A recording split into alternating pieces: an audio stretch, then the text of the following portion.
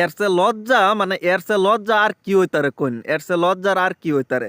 মানে ছেলে দাঁড়ায় রয়েছে, ছেলে দাঁড়ায় আছে, ছেলের সামনে ছেলের মা দেখুন পাগলা কুত্তার মতো 100 একটা বেটার মধ্যে ফাল ফাড়তেছে, এরপরে ইত্যা কাপড় ফিন্দা এরকম একটা ছেলের জন্য এর সে লজ্জার আর কি হইতারে। ঠিক আছে, নিজের মা যদি মনে করেন যে 100 বেটার সামনে এরকম বা একটা ছেলের সামনে ফাল পারে, এই ছেলের জন্য এর সে লজ্জার আর কি হইতারে কোন।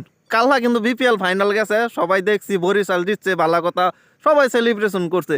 তুই একটা মহিলা ওইয়া তোর তোর ছেলেটা তোর সামনে, তুই তুই বেড়ান্তের সামনে এরকম ফাল ফাড়ার কোনো কথা? পাগলা কুত্তাটার মতো ফাল ফাড়তাছস। ছেলেটার মুহের ফি একটু ছায়া দেখছা, ছেলেটার মুহের কি অবস্থা, না মানুষের দিকে তাকাইতাছে, না আমনে তরে মনে করতেন নিতাছে, মানে কি একটা মানে বিভ্রান্তিকর অবস্থা ছেলেটার। লক্ষ্য করে দেখুন, ছেলেটা না পারা লাস্টে মারে মনে করুন যে ধমক দিতেছে, মানে একটা ছেলে হইয়া মানে মারে শাসন করতেছে। কই মা মনে করেন যে মেয়ে ছেলেরে শাসন করার কথা, ওই জায়গায় ছেলে হইয়া মারে শাসন করতেছে। আপনার লক্ষ্য করে দেন, লাস্টে বাধ্য না হইয়া ছেলেটা মারে দাগ খাইতেছে, এরপরও যাইতেছে না।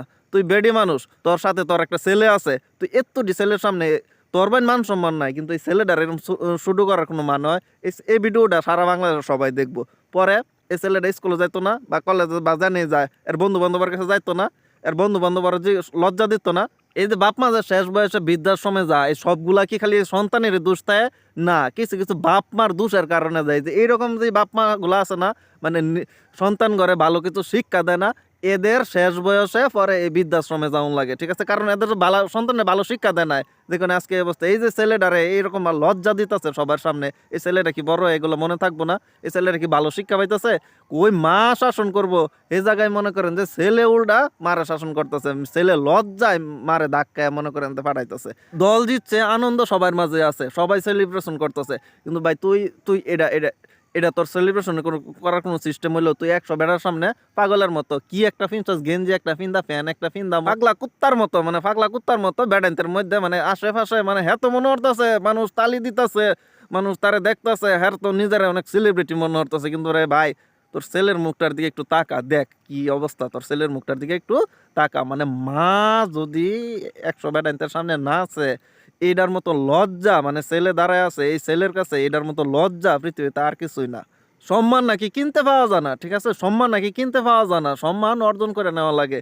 এই যে আবেগে পয়রা আপনি যে এই মহিলা, আপনি যে এই কাজগুলা করতেছেন, এটা কি ঠিক করতেছেন? পৃথিবীর প্রত্যেকটা মারে সম্মান করি, আমারও ঘরে মা আছে, আমিও সম্মান করি, কিন্তু আপনি যে খেলা দেখাইতাছুন, এই যে 100 বেটার সামনে যে খেলাটা দেখাইতাছুন, এটা মা হিসাবে একেবারে ভালো করেন না। কারণ আমার ঘরেও মা আছে, আমি আমি একটা ছেলে মানুষ, আমি বুঝি আমার মা যদি এরকম মনে হয় 100 বেটার সামনে এরকম খারাপ না আছে, আমার কিরম লাগবো।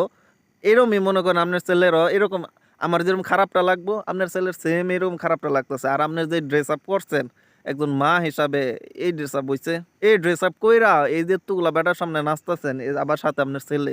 পৃথিবীটা একটা সার্কেলের মধ্যে চলে ভাইনি, বুঝছেন?